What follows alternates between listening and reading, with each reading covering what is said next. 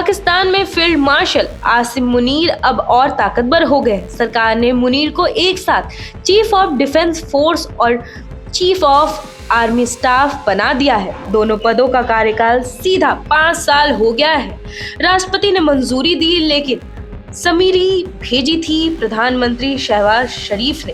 फैसला भले पीएम की तरफ से आया हो, लेकिन इसकी असली वजह वो संविधान संशोधन है जिसने प्रधानमंत्री की कई परंपरागत शक्तियां छीन ली और पाकिस्तान की बागडोर अब पहले से कहीं ज्यादा सेना के हाथों में सौंप दी गई है।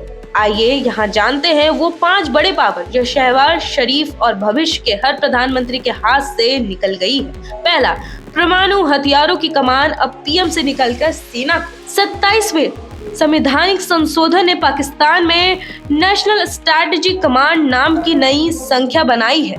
पहले नेशनल कमांडर अथॉरिटी प्रधानमंत्री की अगुवाई में परमाणु हथियारों और मिसाइल सिस्टम का कंट्रोल करती थी।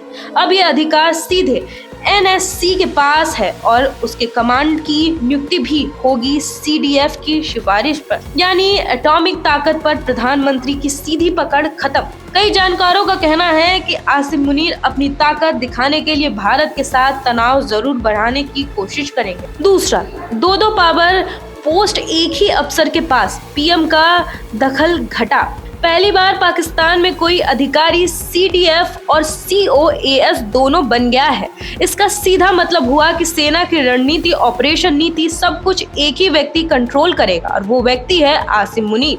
जहां पहले 2 अलग अलग पदों से शक्ति बांटी थी, अब पूरा सैन्य ढांचा एक ही छत के नीचे आ गया है। पीएम की भूमिका औपचारिक रह गई।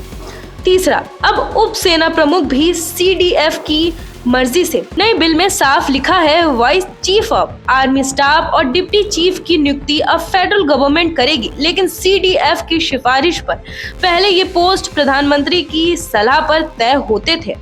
अब सेना प्रमुख ही सेना के अंदर अपनी टीम खुद चुनेंगे, पीएम केवल साइन करेंगे। चौथा, सामरिक फैसलों में पीएम का रोल बेहद सीमित। नेशनल स्ट्रैटेजिक कमांड के कमांडर जो परमाणु नीति से लेकर मिसाइल तकनीक तक सब देखते हैं कि नियुक्ति, रीअपॉइंटमेंट और एक्सटेंशन भी सीडीएफ की सिफारिश पर होगी। सबसे बड़ी बात, इस नियुक्ति पर कोई कोर्ट केस भी नहीं किया जा सकता, यानी सामरिक फैसलों पर प्रधानमंत्री की पकड़ सिर्फ नाम मात्र रह जाएगी। 5वां, सेना का ढांचा पीएम के ऊपर।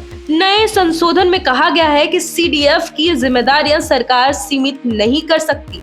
फील्ड मार्शल और मार्शल ऑफ एयरफोर्स आजीवन पद होंगे।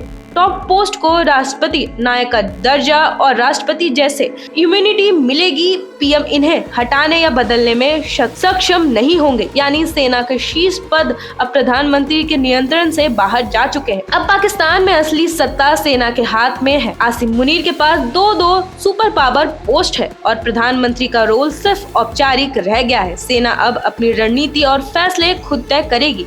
अब देखना दिलचस्प होगा कि मुनीर की रणनीति पाकिस्तान को किस दिशा में ले जाएगी।